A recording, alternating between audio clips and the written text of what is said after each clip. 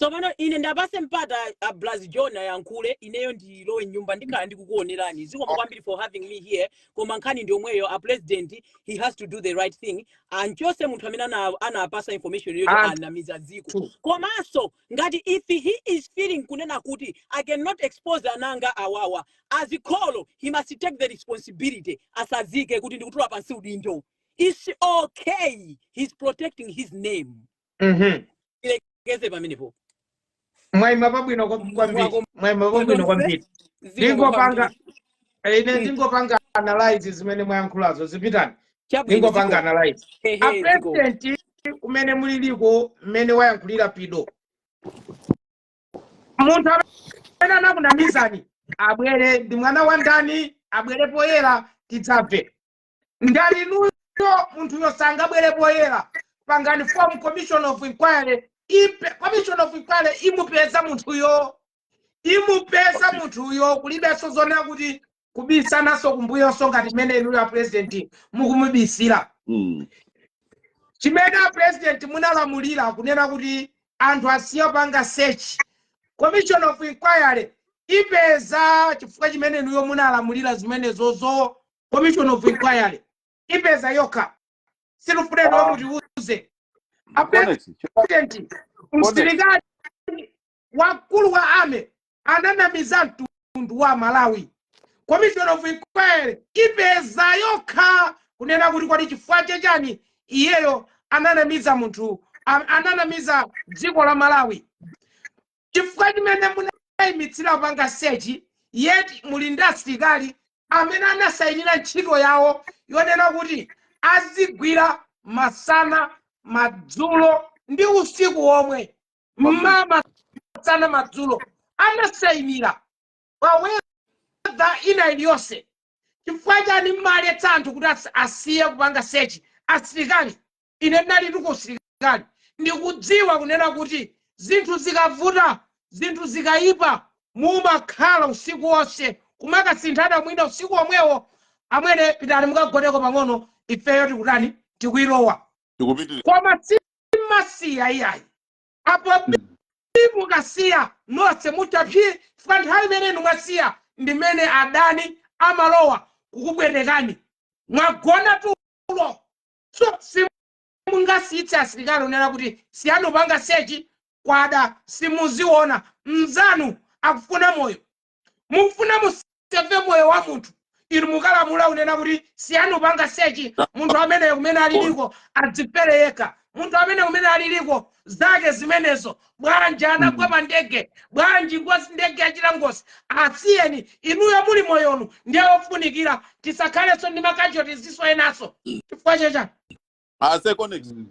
mtima amenewo.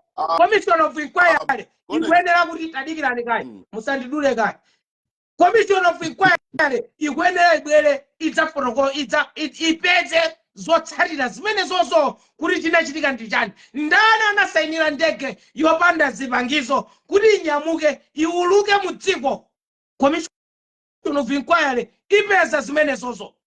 Akufamile akufuna akudandaula akufamile simungatumize munthu ndi mmodzi yemwe kuti mwina apita akakambena akufamile how they are getting on, akulira bwanji, akukhuza bwanji, maliro anamera bwanji.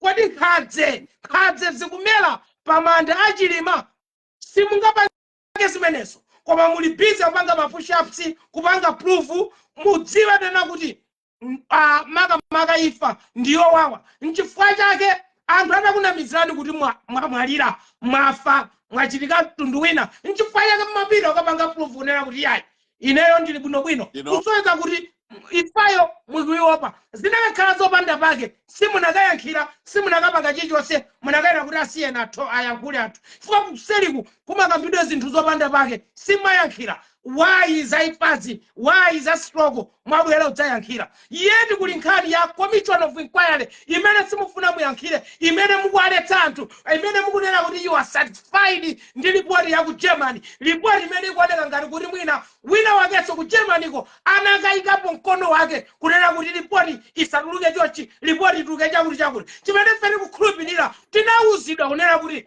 black box ilipo yasungidwa pabwino, report kukabwera yukaenda kuti kunebeko black box. What are you telling Malawians? What are you telling the nation? We are fixing the nation. We want commission of inquiry now. Now mkozo yako. Okay, chimene ndimafuna kuyankhula ndiche.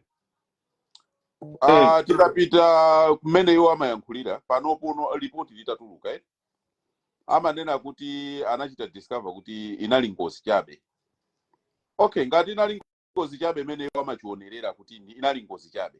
Chikuwapa samantha ndi chani kapena chikuwavuta ndi chani kuti abwere poyera ndi kuzapereka ndemanga ya nkhani. Kodi ngoziyo ngati inali ngozi mmene mukuneneramu. Commission of inquiry sipesa zimenezi. Ndizomwe tikunena kuti zori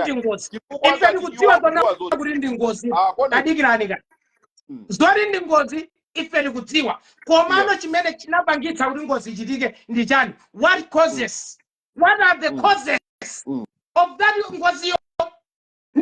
Commission of inquiry ibwere kuchita inform commission of inquiry ndi party ndi pamene pakufuna lidziwe kunena kuti kodi ngati ili ngozi yes, komano mmene akuchedwera ndi commission inquiry akudumpha commission of inquiry a president wasayankhulapo zikukhala ngati kuti akwathokoza anthu kunena kuti ndege mmene inagwera mucha well done. We are happy. He can make a decision kumuyimitsa wamkulu wa asilikali. He can make a decision kumanga kumimitsa minister of information. He can make a decision kufunsa unena kuti kodi ndani anapangitsa kuti ndege iuluke. He can make it. It's just guys. Zimene anthu mmene tikuziganizira kunena kuti ndizopheka chanchani miyoyo 9 alipo wina ndikupezeka kuti munthu you can't make a decision.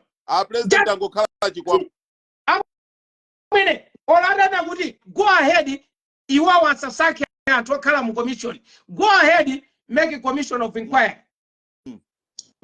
Alangonena choncho mukundipa yes ya yankula mukumveka bwino yeah mukumveka mukamupambere. Ine chimene ndingakuuzeni nchonena kuti pali chizungu chinateka amanena kuti justice delayed is justice denied.